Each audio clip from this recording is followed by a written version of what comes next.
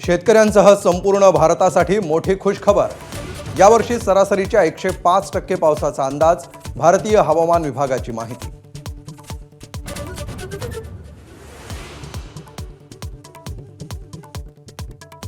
इतर योजनांचा लाभ घेणाऱ्या महिलांना लाडकी बहीण योजनेचे फक्त 500 रुपयेच मिळणार। सरकारनं फसवणूक केल्याचा विरोधकांचा आरोप, तर विरोधक भ्रम पसरवत असल्याचा सत्ताधाऱ्यांचा दावा।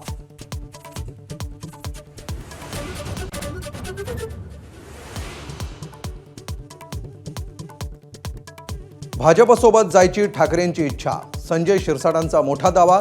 ठाकरेंना मुंबईतही माणसं मिळणार नाहीत, चंद्रकांत पाटलांचा टोला। तर तुमच्याकडे फक्त ईव्हीएम, संजय राऊतांचा पलटवार।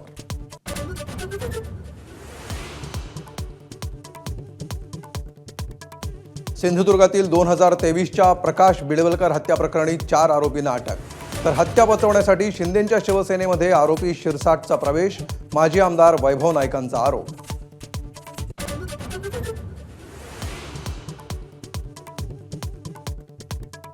चंद्रकांत खैरे आणि अंबादास दानवे यांच्यातील वाद मातोश्री दरबारी सुटला। काल दानवेंवर आरोप करणाऱ्या खैरेंचा यू-टर्न, आमच्यात वाद नव्हताच, बैठकीनंतर खैरेंची प्रतिक्रिया।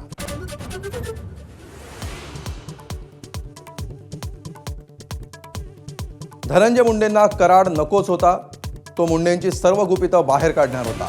निलंबित पोलीस अधिकारी रणजित कासलेंचा नवा दावा।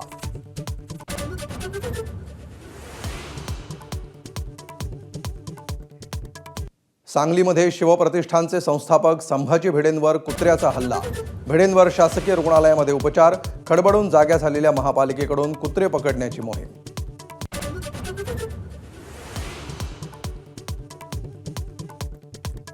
मृत शिक्षणाधिकाऱ्याची सही वापरून 2016 ते 2024 दरम्यान 100 पेक्षा अधिक शिक्षकांची भरती।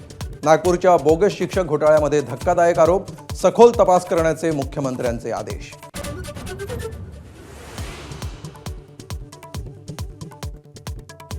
तुळजापूर ड्रग्ज प्रकरणामध्ये तब्बल 10,000 पानांचं आरोपपत्र दाखल।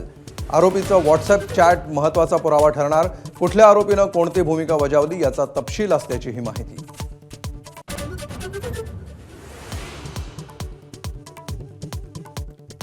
नगरपालिका आणि नगर परिषदांबद्दल मंत्रिमंडळ बैठकीत मोठा निर्णय, नगराध्यक्षांना पदमुक्त करण्याचे अधिकार पुन्हा एकदा सदस्यांना बहाल।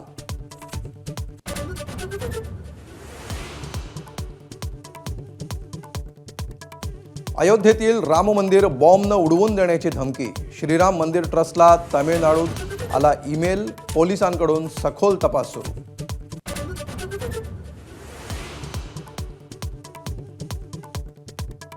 मुंबईतील एल्फिस्टन पुलासाठी ठाकरेंच्या शिवसेनेपाठोपाठ मनसेचं आंदोलन, पुलाच्या पाडकामाला विरोध, हरकतींमुळे पाडकाम लांबणीवर।